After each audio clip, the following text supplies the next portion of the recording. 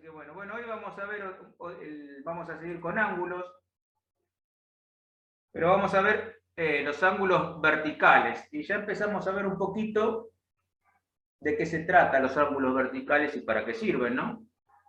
Así que yo ahí le estoy pasando presente, les cuento, porque así tengo hay muchos que me están faltando en las clases, así que quiero tener un registro. Así que les voy tomando presente a los que están, ¿eh? Antes de irnos, avísenme si alguno sale, porque por ahí no le puse el presente, ¿eh? Pues después en la última hora les voy a tomar el presente a los que están, ¿saben? Buenísimo, profe. Bueno, bárbaro. Bueno, vamos a ver. ¿Ahí están viendo? Sí. Buenísimo. Bueno, ángulos verticales, como habíamos visto la otra clase, teníamos dos maneras de medir en topografía, la parte lineal y la parte angular. De angular, ya vimos los ángulos horizontales o azimutales,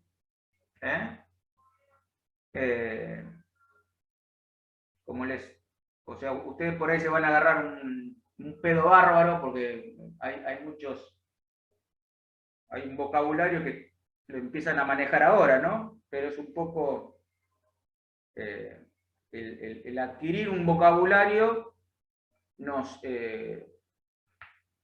hace hablar del mismo tema ante nuestros pares, entonces nos valoriza en cierta manera, ¿no? Pero bueno, hay que incorporarlo, lleva tiempo. Entonces, bueno, habíamos visto la parte de ángulos horizontales o azimutales, y hoy vamos a ver la parte de ángulos verticales o cenitales. ¿Por qué se llama ángulo cenital? Decimos que el cenit, si nosotros estamos parados acá en nuestra casa, o donde nos paremos con el instrumental, el cenit va a estar en el norte, hacia arriba. Ese es el cenit. Y hacia abajo vamos a tener lo contrario, que va a ser el nadir. Entonces acuérdense de esto. Cenit y nadir. Cuando nosotros hablamos de ángulos cenitales, el que nos escucha ya sabe que estamos hablando de ángulos verticales. O sea, ángulos que vamos a medir en forma vertical, no en forma horizontal. En la clase pasada vimos ángulos en forma horizontal, que se acuerda que vimos lo que es un ángulo azimutal. Los ángulos azimutales, que refieren al azimut, al norte. Ahora lo que vamos a ver es el ángulo cenital.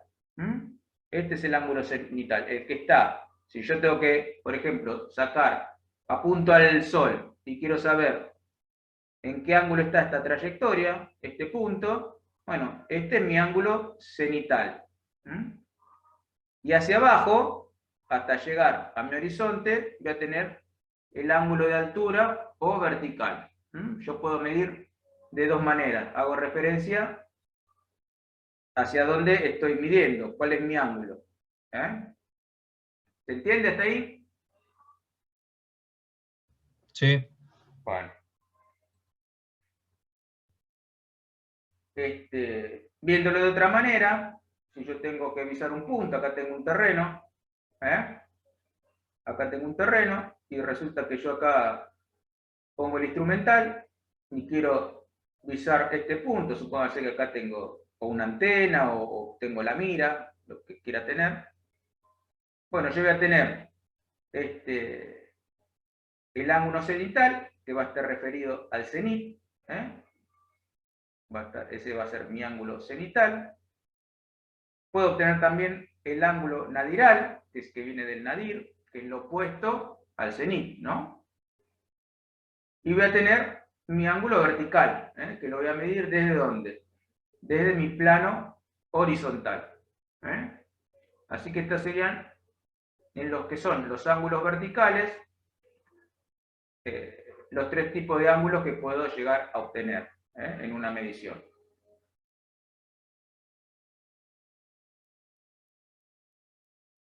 Esto es, tómenlo como un instrumental que lo destripé, está desarmado. Entonces voy a tener mi limbo o círculo vertical, que es la lidada, acá van a estar los grados. Acá van a estar los grados, el aparato me lo va a medir, me va a dar una lectura cuando yo gire el anteojo. Este es el anteojo. Yo me voy a parar de este lado, voy a observar desde aquí, y esta va a ser mi dirección de la visual.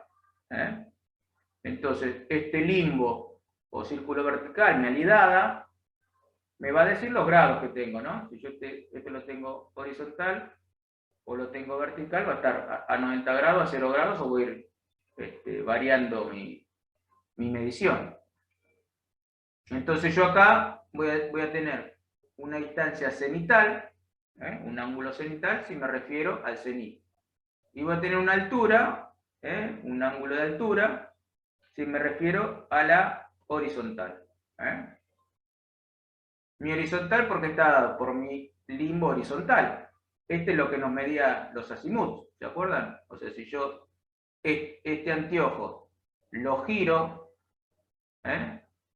hacia allá o hacia acá, voy a medir el horizontal, voy a medir el ángulo azimutal.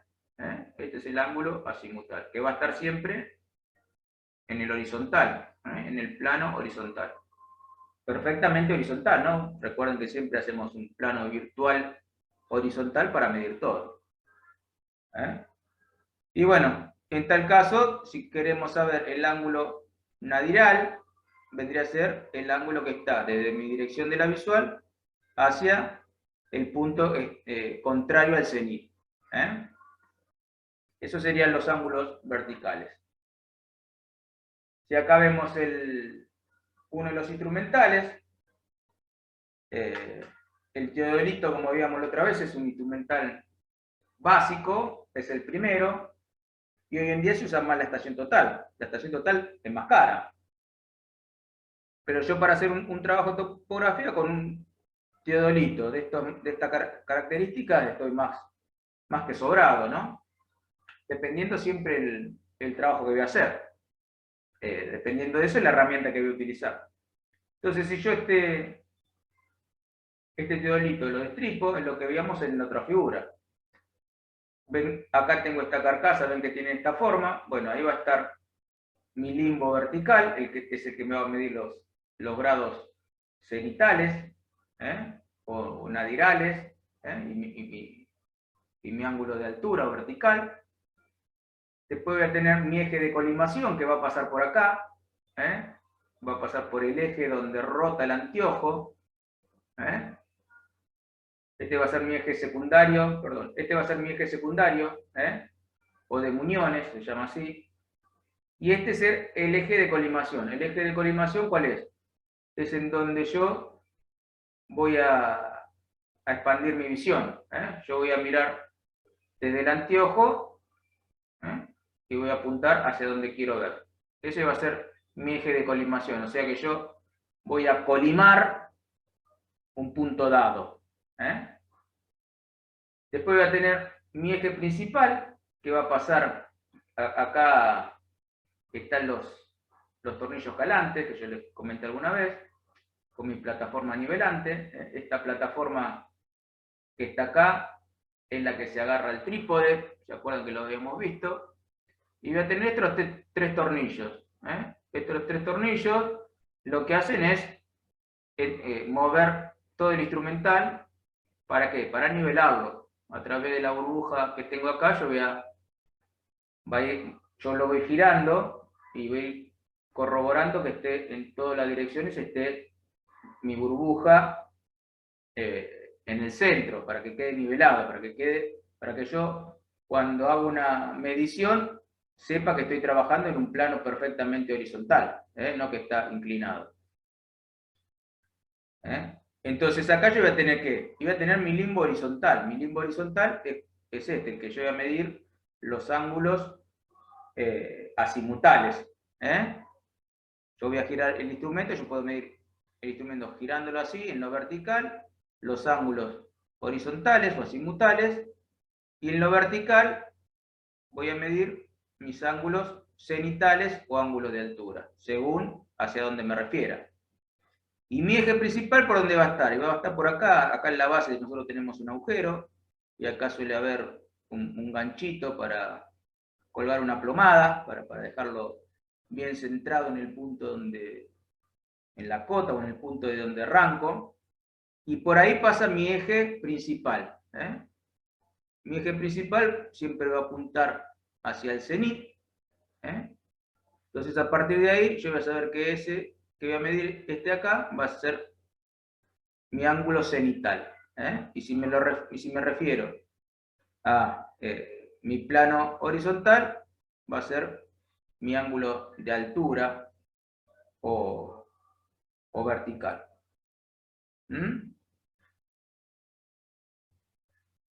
Acá vemos un poquito, lo habíamos visto, no es la idea de verlo ahora, esto que les estoy mostrando acá, pero sí para que recordar un poquito lo que vimos la otra vez. ¿Se acuerdan?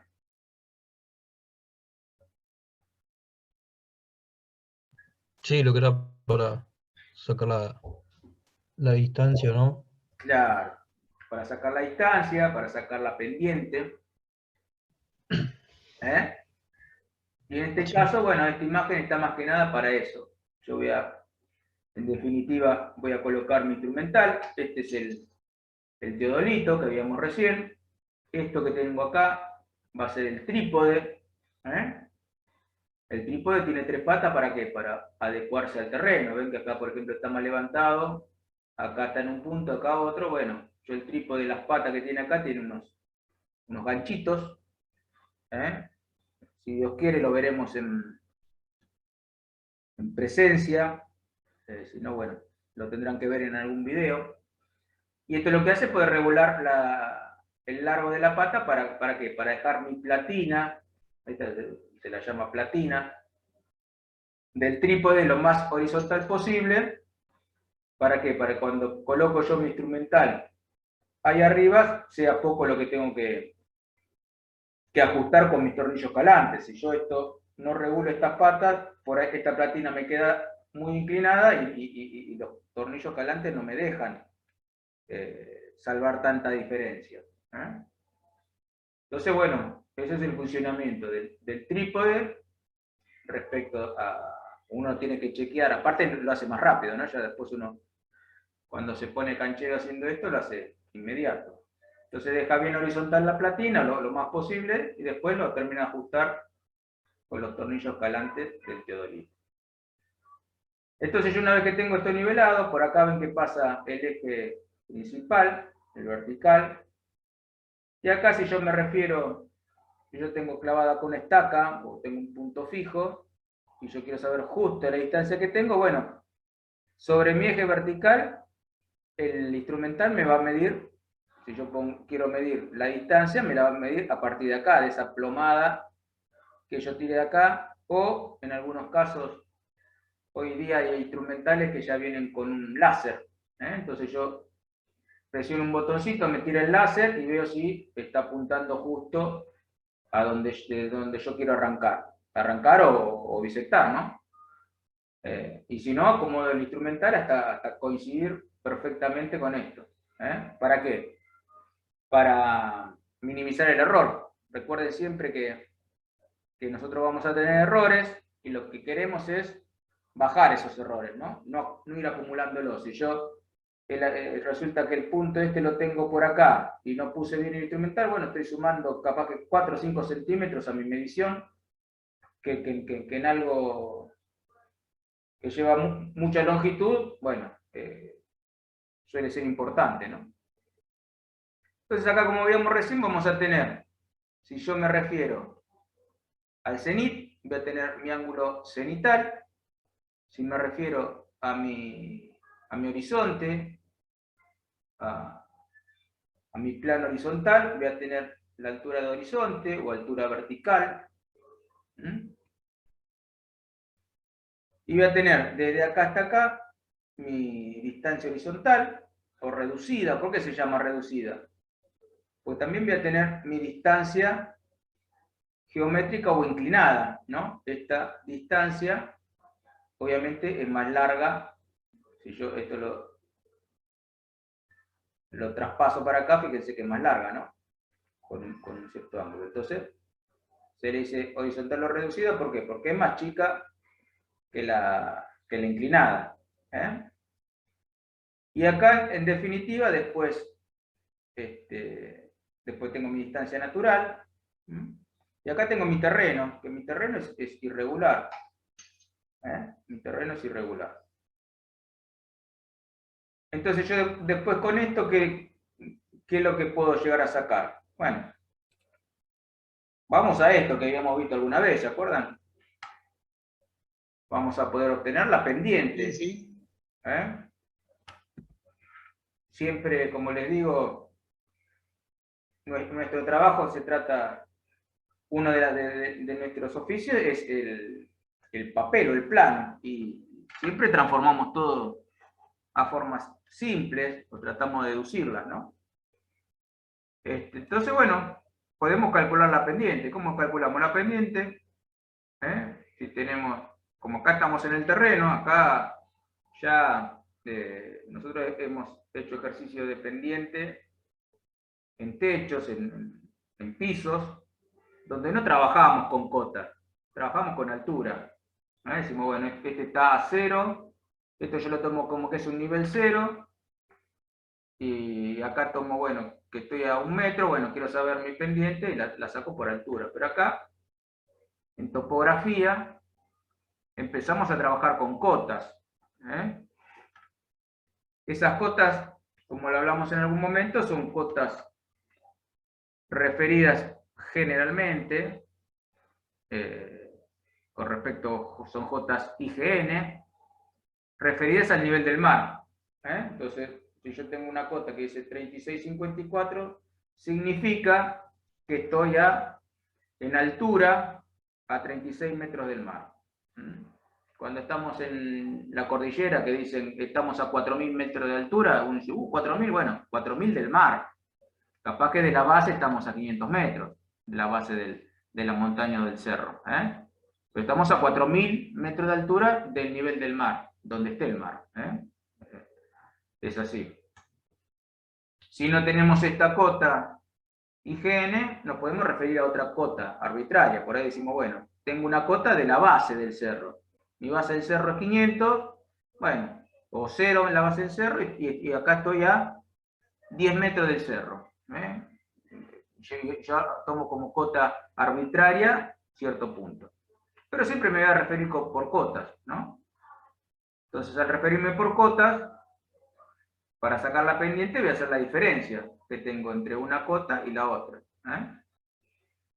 Si a eso después lo divido por mi longitud, voy a obtener la pendiente del terreno, o de ese tramo que yo quiero sacar. Entonces, si yo tengo que acá esta cota, o conozco esta cota, bueno, conociendo la otra, la diferencia me va a dar la pendiente que tengo entre este punto y este otro.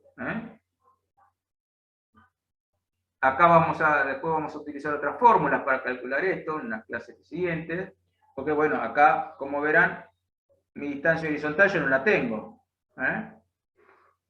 No la tengo. Entonces, bueno, hay que utilizar unas ciertas fórmulas para obtener esta cota que está acá arriba del terreno. Pero en definitiva yo voy a tener una pendiente que va a estar dada entre este punto, donde arranco con el nivel. Obviamente yo acá tengo una altura, tengo una altura de mi eje horizontal hacia el piso, que es de donde estoy midiendo. Esa altura yo la tengo que tomar con una cinta métrica, o hay aparatos que tienen un distanciómetro que me dicen la altura que yo estoy tomando acá. Porque si esto está a 80 centímetros del piso o está a 1,50 m, obviamente me va a cambiar este plano, ¿no? Entonces tengo que tenerlo en cuenta para hacer mi cálculo. Y en definitiva lo que voy a sacar es una pendiente en terreno. Eso es lo que quiero que entiendan. Que como veíamos antes, va a estar dada entre estos dos puntos. Una pendiente es una recta, ¿no? Si yo esto lo reduzco y lo tomo por acá, obviamente esta pendiente hasta acá es distinta a esta pendiente, ¿no? O si la tomo acá, si yo el punto lo tengo acá, y bueno, más inclinado. Según donde yo observe mi punto, voy a tener una pendiente distinta. ¿Por qué? Y porque va a estar dada por la distancia y por la altura. Entonces ahí me va a cambiar el porcentual de pendiente. ¿Me siguen hasta ahora? Sí, sí. Sí, Sí, profe. ¿Alguna duda? Sí, profe. Sí, decime. parece que era un sí de que sí lo entiendo. Ah, que un sí que entendió. Cuando dije alguna duda, me dijo sí. Bueno. Calle ahora hable para siempre. Si no, más adelante, si no lo entienden, me avisan. Miren que de acá va a salir un ejercicio, así que presten atención. Bueno, entonces veíamos eso. Entonces hasta ahí teníamos lo que son los ángulos verticales, ¿no? Esos ángulos verticales, ¿para qué me sirven? Bueno, me sirven para qué? Para proyectar mis curvas verticales. Nosotros ahora estamos en topografía, la materia se llama topografía y obras viales. Entonces lo que vamos a hablar en esta materia va a ser de obras viales. Dejamos las obras civiles a un costado, las que tenemos en técnicas, y ahora nos vamos a ver obras viales, ¿no? Entonces, si vemos obras viales, a ver si yo les puedo, para que, porque a veces uno se pierde, ¿no? Tiene tantas cositas en la cabeza. Entonces acá yo busqué un video, ahí supongo que lo están viendo, ¿lo ven ahí? Sí, sí, profe. Sí. Sí, se Bueno. ve, se ve. Acá tenemos curvas horizontales, tenemos curvas horizontales, pero también tenemos curvas verticales. Estas son las curvas verticales, ¿ven? O sea, yo tengo que pasar de una tangente que voy a tener acá, que ahora la vamos a ver en proyecto. ¿Para qué? Para unir el camino, y que este paso entre un nivel y el otro nivel, bueno, sea suave, no sea brusco. Yo esto acá, bueno, acá tiene un peralte, para tomar la curva, acá va a tener otro peralte, pero acá yo donde empiezo a diseñar caminos, a ver si esto me parece que se puede, Entonces acá yo tengo una curva vertical, cuando ustedes transitan, tengo curvas verticales y curvas horizontales. ¿Ven que esto está pendiente? Este video es de otra cosa, pero bueno, me sirve para que vean. A ver, curvas peligrosas. Fíjense cómo va el camino.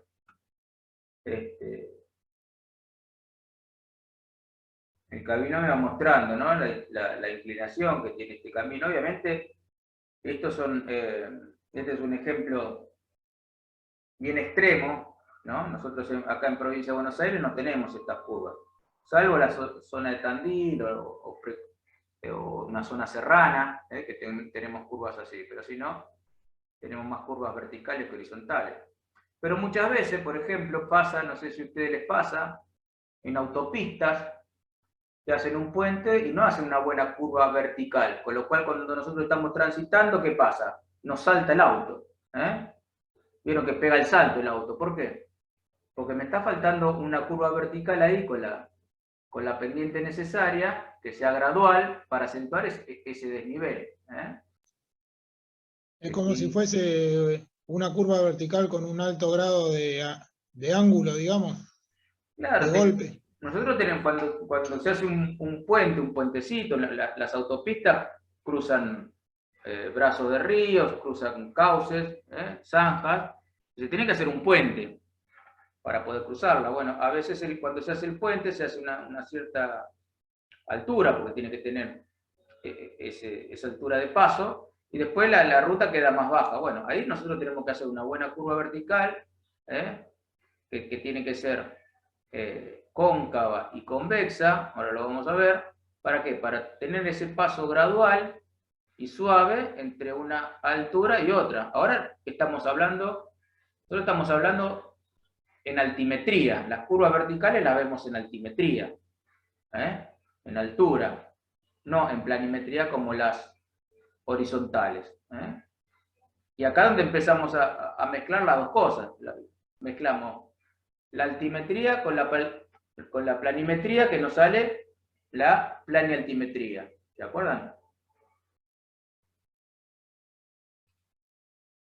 Entonces, bueno, todo ese transitar de estos vehículos hace que puedan, en estos caminos, que puedan transitar libremente, ¿no? Y acá fíjense, esto lo vamos a ver más adelante, pero les muestro también, ven que acá la ladera de la montaña sigue por acá y sigue por acá. Todo esto que está acá es todo un terraplén que se hizo.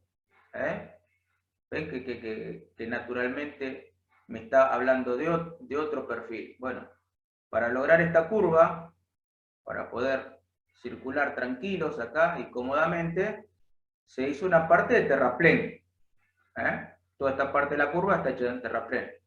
Si nosotros miramos otra curva que está por acá, a ver, que había una que se veía, donde se veía todo. A ver acá. Ahora vamos a ver, porque esto es lo que van a ver después cuando yo les muestre los cortes de...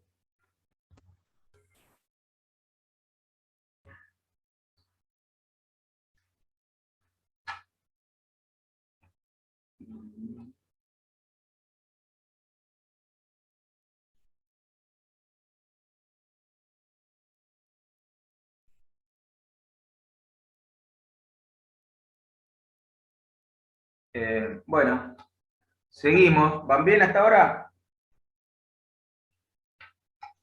Sí, profe. Sí. Bueno. Profe, ¿por qué divide ahí por 8 o por 800? ¿Por qué divide? Y es la fórmula para calcular la distancia esta. Se divide por Bien. 800 porque como yo al tener este dato en porcentual, ya lo pasamos 800. Claro, pero ese 8 ya es de la fórmula, digamos, no. Ese 8 es inamovible. Está bien, está bien. Yo Pensé que salía de algún lado ahí. Claro, no. No varía, no varía. Digamos, no es una variable, es una constante. Es una constante, tal cual. Bien. Es como pi, ¿viste? 3,14, bueno, es ese valor. En este caso, 8 es 800. Entonces yo voy a calcular mi pendiente, voy a calcular la longitud, y con los datos que calculo acá, los vuelco y saco la distancia esa.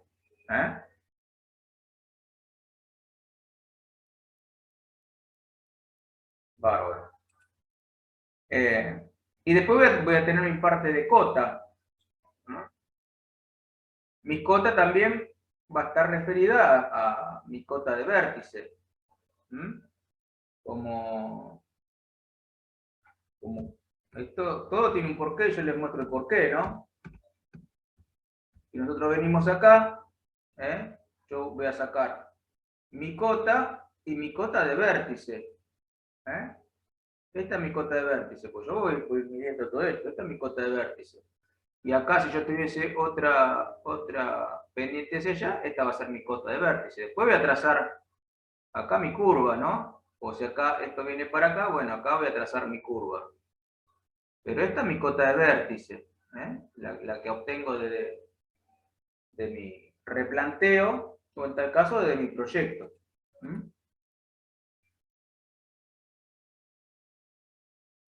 Entonces, para hallar la cota de mi punto de inicio, va a ser la cota de vértice menos la pendiente que tiene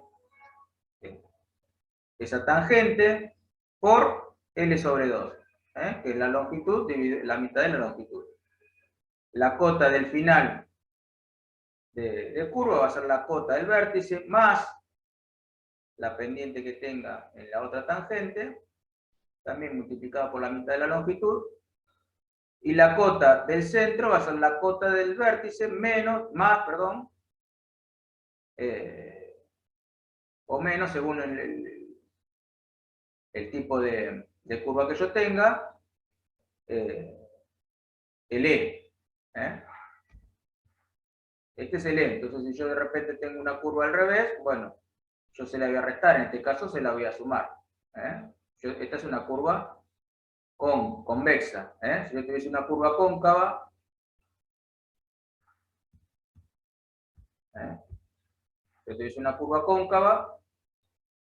en mi vértice le sumo el E, y me da la cota del centro de curva. Si yo tengo una curva convexa, para obtener la cota del centro de curva, yo a la cota que tengo en el vértice le tengo que restar y voy a llegar a mi cota.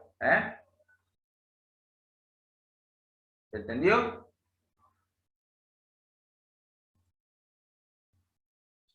Sí, Sí. ¿Sí?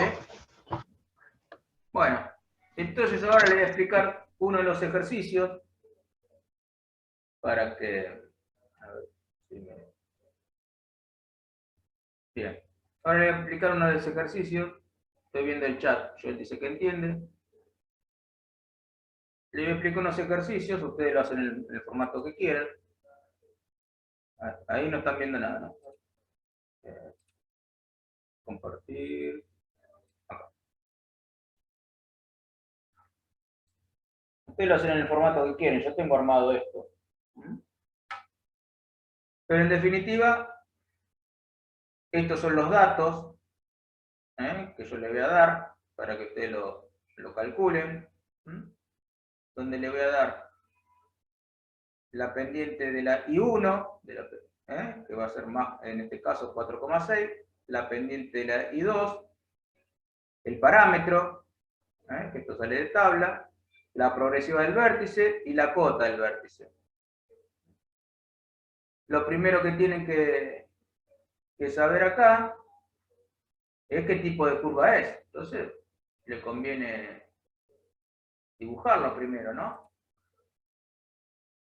Para dibujarla, ¿cómo hacemos? ¿Cómo me doy cuenta yo si es cóncava o convexa? Bueno, ¿qué hago? Digo, bueno, esta es más 4,6. Si yo tengo, por ejemplo, acá, supongo que esta es la horizontal, entonces yo, bueno, más 4,6. Bueno, no sé, 1, 2, trazo un croquis, ¿no? Para tener una idea. Bueno, así va a ser más 4,6, así va a ser la pendiente de la I1, ¿no? Y ahora la de la I2 es menos 3,4. Entonces yo, bueno, si yo acá tengo, vamos a correr esto, correrlo por acá para que se puedan dar cuenta cómo hacerlo. Yo, bueno, si yo acá tengo la horizontal, y esta dice menos 3,4, si dijera más, sería para allá. Entonces, si fuese más según la pendiente, yo, ven, voy variando la curva. O sea, acá se forma la curva, ¿no? O acá se forma la curva. En este caso, como es 3,4, del horizontal va a estar para abajo. Entonces, ¿yo acá qué tengo? ¿Qué tipo de curva tengo acá?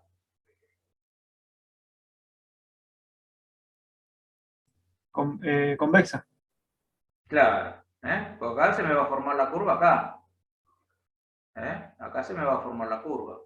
Y esto va a estar dado en base a los signos de mis pendientes de las dos tangentes. Entonces se me forma una curva convexa. Eso es lo primero. Después vemos si le damos bien la pendiente que tiene. Pero yo ya estoy sabiendo que esta es una curva convexa. Yo hasta ahí tengo una curva convexa. Hasta ahí tengo una curva convexa. Hasta ahí tengo una curva convexa. Ahí, bueno, no tengo curva, pero acá yo ya tengo una curva cóncava. Yo la curva no está acá, está arriba. Tengo una curva cóncava. si esto fuese positivo, ¿no? Y cuanto más positivo es, bueno, la curva cada vez es mayor, ¿no? Entonces lo primero que yo tengo que saber es qué tipo de curva es. ¿Para qué? Y para poder calcular, en este caso, como hablábamos recién, como es las cotas. ¿Eh? Entonces yo sé que mi curva vertical es una curva convexa, ¿no? Esto es una curva convexa. Entonces, acá vamos a calcularlo en base a estos parámetros. Si tenemos la pendiente, vamos a calcular la diferencia algebraica, que es el I. Entonces, por medio de la pendiente de una de las tangentes, restándole la otra. Entonces acá ponemos los datos que tenemos. Vamos a tener más 4,6 menos 3,4. Eso me va a dar 8. Así que nuestra diferencia algebraica va a ser 8. Vamos a calcular la longitud. La longitud de mi curva. El largo. Tenemos que nuestro parámetro de la curva, que sale de tabla, va a ser 4000. 4000 por 8. Pero en realidad, como es una pendiente, es 0,08. Entonces, si nosotros hacemos 4000, vamos a hacer la cuenta. A ver. 4000 por 0,08 me va a dar una longitud de 320 metros. Tenemos la longitud de 320 metros y ya que está, vamos a calcular la L sobre 2, que es la mitad de la longitud, que va a ser 160 metros. Muy bien. Ahora tenemos estos datos y vamos a calcular el E. El E, que es la distancia entre el vértice y el centro de la curva. Así que vamos a poner acá los datos, que va a ser el I, que va a ser 8, por la longitud, 320, y esto lo dividimos por 8, por 800 digo. Entonces, 8 por 320 me va a dar 2560, dividido 800 me va a dar 2560, dividido 800 me va a dar 3,2. Entonces mi E va a ser de 3,2. Ese es mi E. Bueno, ¿qué fuimos calculando hasta ahora? Bueno, tenemos nuestra diferencia algebraica de pendiente, tenemos nuestra longitud y tenemos nuestro E. Entonces, si vamos al croquis de la curva, ya calculamos esta distancia, el E, la distancia desde el vértice hasta el centro de la curva, y calculamos la longitud que tiene nuestra curva. Esta longitud, ¿cuánto nos dio? 320 metros. O sea que la mitad va a ser 160. De acá hasta acá yo voy a tener 160 metros, y de acá para acá voy a tener 160 metros. Entonces ahora vamos a calcular las progresivas.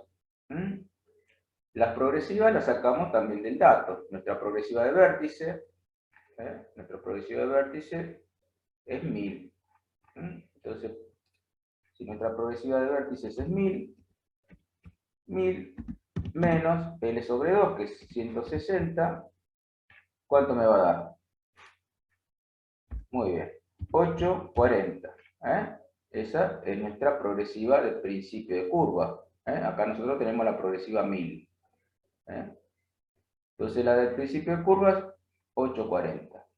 La de fin de curva, esta de acá, ¿qué va a ser?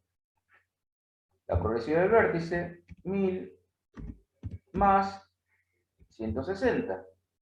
Entonces, la progresiva de acá va a ser 1160. Y bueno, la progresiva del centro de curva, obviamente, es la misma que la del vértice. Así que acá tenemos 1000. La progresiva del centro de curva, entonces, es 1000. Bien, entonces ahora ya tenemos las progresivas de nuestra curva. Este camino va a venir creciendo. Esta tangente viene creciendo en progresivas. Por acá tendremos la 800. Y cuando empezamos en la curva, 840. En el centro de curva tenemos la progresiva 1000. Y en el fin de la curva, la progresiva 1160. Si seguimos circulando, vamos a tener la progresiva 1200, y bueno, va creciendo la ruta, ¿no? En progresivas. Ahora bien, vamos a calcular la cota. ¿Y la cota cuál es? Bueno, vamos a calcular la cota del principio de curva, que es la cota del vértice, esta cota de acá, que dijimos que era 40,30. 40,30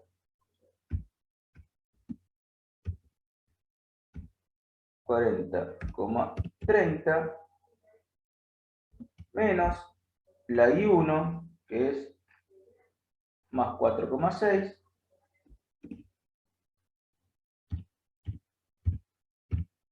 más 4,6, por L sobre 2, que es 160. Entonces, ¿eso qué me da?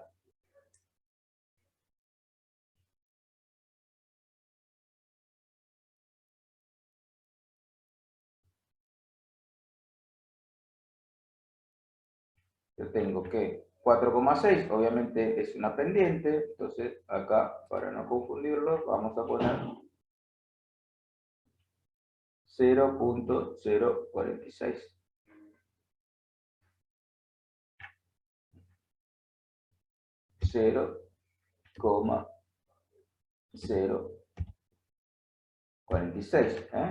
Porque es una pendiente, es el porcentaje. Entonces, 0,046 por 160 me da 7,36. Entonces, vamos a poner acá 40,30 menos 7,36.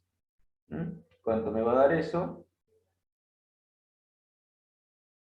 40,30 menos 7,36 me da 32,94. Esta es la cota del principio de curva. La cota esta. Esto, recuerden que estamos en una curva vertical. Entonces, esta es la cota de nuestro principio de curva. Después vamos a calcular la del fin de curva. ¿La del fin de curva cuál es? Bueno, la cota del vértice, 40,30, más el I2. El I2 era menos